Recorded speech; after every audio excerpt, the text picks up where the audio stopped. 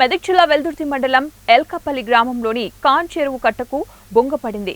గత వారం రోజులుగా ఎడతెరిపి లేకుండా కురుస్తున్నటువంటి వర్షానికి చెరువులోని భారీగా వర్షపు నీరు చేరింది. చెరువు కట్టకు బొంగపడడంతో నీరు వృధాగా పోతోంది. స్థానికుల ద్వారా విషయం తెలుసుకున్న ఇరిగేషన్ డీఈ రాజేందర్ ఘటనా స్థలానికి చేరుకుని పరిస్థితిని సమీక్షించారు.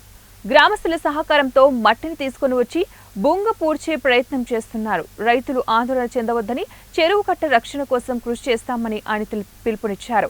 ఈ కార్యక్రమంలో irrigation DE Rajender, work inspector Balu, లస్కర్లు పవన్, మధు, గ్రామస్తులు నెంబర్ మైసమ్మ, రమేష్ తదితరులు పాల్గొన్నారు.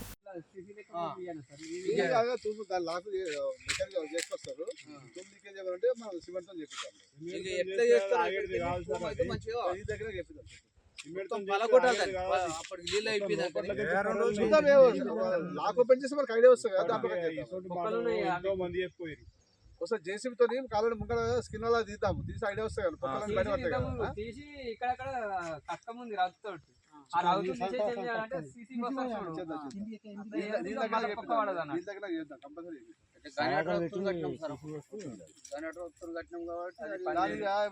ఏమంటారు ఎందుకంటే హోల్స్ చేస్తుంటాయి అట్లా